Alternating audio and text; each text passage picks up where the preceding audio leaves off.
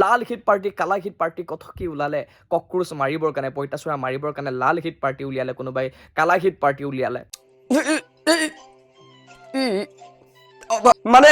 লাল hit party কালা hit party বিভিন্ন variety ওলাইছে কিন্তু লাল হিট কালা হিট পাৰ্টিৰ লগত প্ৰধানমন্ত্ৰী মোদীয়ে বৈঠক নকৰিলে কক্ৰোচ পাৰ্টি বনা লেংগে এই প্ৰতিবাদ পাকিস্তান ইনফ্লুৱেঞ্চ আছিলে বাংলাদেশৰ আছিলে বা খালিস্তানী পাকিস্তানীৰ প্ৰতিবাদ আছিলে তেনেহ'লে কিন্তু প্ৰথম জবাব দিব লাগিব চৰকাৰখনে অসমৰ ৰজা জুবিন গাৰ্গে এসময়ত কৈছিলে যে যুৱ প্ৰজন্মই ইচ্ছা কৰিলে দেশ সলাবও পাৰে দেশ জ্বলাবও পাৰে আমাৰ ভাৰতবৰ্ষৰ জেনজি আৰু নেপাল আৰু বাংলাদেশৰ জেনজিৰ মাজত কোনো ডিফাৰেঞ্চ আছে দে আপোনালোকে একদম এই কথাটোক লৈ বহুত কিবা কিবি কৈ আছিলে কিন্তু নেপাল বাংলাদেশ বনাব ভাৰতবৰ্ষৰ জেনজি মহাত্মা গান্ধীৰ আদৰ্শৰে চলা জেনজি ভাৰতবৰ্ষৰ এই ছাত্ৰ ছাত্ৰীক মোৰ চেলিউট লগতে ভাৰতবৰ্ষৰ ছাত্ৰ ছাত্ৰীৰ এই প্ৰতিবাদত সেও মানিবলৈ বাধ্য হ'ল পাকিস্তানী খালিস্তানী সন্ত্ৰাসবাদী আৰু কি আছিল পাহৰিলোঁ কিন্তু বহু অপবাদ তাৰ পাছত বিভিন্ন ভৰ্ৎসনা বিভিন্ন সমালোচনা টুকৰে গেং আৰু তাৰ পাছত আজি দুপৰীয়া ধৰ্মেন্দ্ৰ প্ৰধানৰ পদত্যাগ এইখিনিতে এটা কথা মোৰ মনলৈ আহিছে আমাৰ মৰমৰ সাৰ্থক অসমৰ ৰজা জুবিন গাৰ্গে এসময়ত কৈছিলে যে যুৱ প্ৰজন্মই ইচ্ছা কৰিলে দেশ সলাবও পাৰে দেশ জ্বলাবও পাৰে আৰু আজি জুবিনদাৰ সেই কথাষাৰ সঁচাকৈ মনত পৰিছে কিয়নো ভাৰতবৰ্ষৰ ছাত্ৰ আন্দোলনৰ অন্যতম এক বৃহৎ আন্দোলন আমি চকুৰ সন্মুখত দেখিলোঁ আৰু এই ছাত্ৰ আন্দোলনে এক বেলেগ এটা বাৰ্তা দিলে কিয়নো আজিৰ তাৰিখত বহু মানুহে সমালোচনা কৰে ক'ব খোজে যে আন্দোলন কৰি কি পাব আৰু তাৰ মাজত বহু যুৱ প্ৰজন্মৰে বহুতে ক'ব বিচাৰে আজিকালি অহিংসা বিশ্বাস কৰি লাভ নাই মহাত্মা গান্ধীৰ দিন উকলিল গতিকে অহিংসাই পৰম ধৰ্ম এতিয়া আৰু কৰি লাভ নাই আজিকালি হাতে কামে কৰিব লাগে হাত ব্যৱহাৰ নকৰিলে একো নহয় কিন্তু আচৰিত কথা এইটো যে জেনজি যাক জেনজি বুলি কোৱা হয় বহুতে জেনজি বুলি ক'লে উতনুৱা বুলি ক'ব খোজে বহুতে জেনজি বুলি ক'লে একেবাৰে এগ্ৰেছিভ বুলি ক'ব বিচাৰে কিন্তু জেনজিয়ে দেখুৱালে যে জেনজি আমাৰ ভাৰতবৰ্ষৰ জেনজি আৰু নেপাল আৰু বাংলাদেশৰ জেনজিৰ মাজত কোনো ডিফাৰেঞ্চ আছে দে আপোনালোকে একদম এই কথাটোক লৈ বহুত কিবা কিবি কৈ আছিলে কিন্তু নেপাল বাংলাদেশ বনাব জেনজি ভাৰতবৰ্ষৰ জেনজি কৈ দিছোঁ শুনক ভাৰতবৰ্ষৰ জেনজি মহাত্মা গান্ধীৰ আদৰ্শৰে চলা জেনজি কিয়নো দিল্লীৰ প্ৰতিবাদত অসমৰ ভাৰতৰ ছাত্ৰ ছাত্ৰীয়ে দেখুৱাই দিলে যে তেওঁলোকে বিশ্বাস ৰাখে অহিংস নীতিত তেওঁলোকে বিশ্বাস কৰে গণতান্ত্ৰিক প্ৰতিবাদত তেওঁলোকে দিল্লীত অনশন কৰিলে প্ৰতিবাদ কৰিলে কিন্তু এবাৰৰ বাবে তেওঁলোকে বিশৃংখল পৰিৱেশৰ সৃষ্টি নকৰিলে হতাহতি নকৰিলে আক্ৰমণ নকৰিলে আৰক্ষীয়ে তেওঁলোকক লাঠিচাৰ্জ কৰিলে কিন্তু তেওঁলোকে আৰক্ষীক গোলাপ ফুল দিছিলে চকলেট দিছিলে অসমতো দেখিবলৈ পোৱা গৈছিল অসমত আৰক্ষীয়েও ছাত্ৰ ছাত্ৰীক চকলেট দিছিলে এক অপূৰ্ব নিদৰ্শন আৰু ভাৰতবৰ্ষৰ এই ছাত্ৰ ছাত্ৰীক মোৰ চেলিউট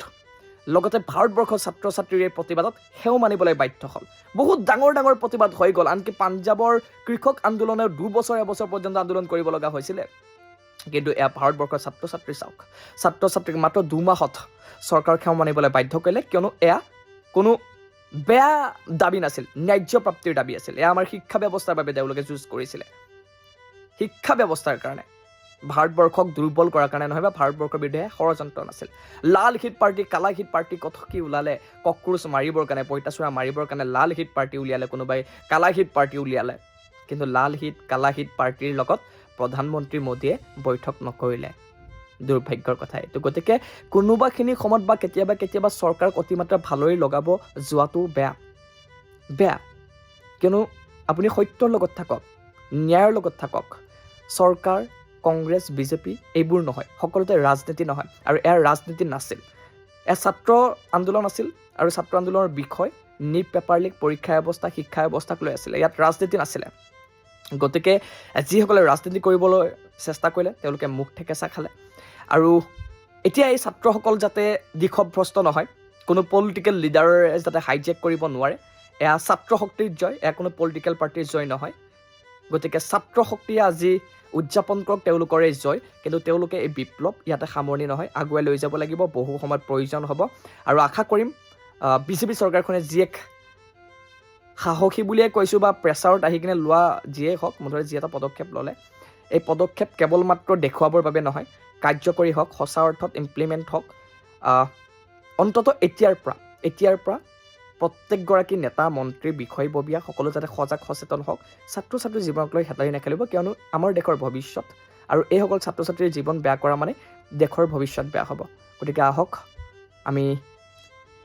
ছাত্ৰ শক্তিক লৈ গৌৰৱ কৰোঁ, আৰু যাতে পুনৰ এই ছাত্ৰ শক্তিক লৈ যাতে কোনো বেয়া সমালোচনা নকৰে। কিয়নো যদি এই প্ৰতিবাদ পাকিস্তানী ইনফ্লুৱেঞ্চ আছিলে, বাংলাদেশৰ আছিলে, বা পাকিস্তানীৰ প্ৰতিবাদ আছিলে, তেনেহ'লে কিন্তু প্ৰথম জবাব দিব লাগিব চৰকাৰখনেহে। কিয়নো মোদী চৰকাৰে মানি লৈছে, প্ৰত্যেকটো দাবী মানি লৈছে। আৰু যদি সঁচাকৈ তেওঁলোক পাকিস্তানী ছাপৰ্টাৰ আছিল, তেনেহ'লে আটাইতকৈ ডাঙৰ ব্লাণ্ডাৰ কোনে কৰিছে সেয়া নিশ্চিত কৰক। আৰু শেষত এটাই দাবী, যি বৰ্তমান CJP সেই দাবী উত্থাপন কৰিছে, যে প্ৰতিবাদস্থলীত যিসকল আৰক্ষীয়ে আমাৰ যুৱতী, ভগ্নী,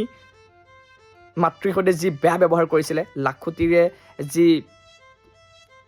প্ৰাইভেট পাৰ্টত সুমুৱাই দিবলৈ চেষ্টা কৰিছিলে, ক'বলৈ লাজ লগা কাম কৰিছিলে, সেই আৰক্ষীকেইজনক কিন্তু দৃষ্টান্তমূলক শাস্তি দিব লাগে। বাকী লাল হিট প্ৰাৰ্থী, কালা হিট প্ৰাৰ্থী কি কৰিব এতিয়া আপোনালোকে? অতিমাত্ৰা সেইকাৰণে কোনেও কৰাটো বেয়া কথা। ভক্ত নহ'ব,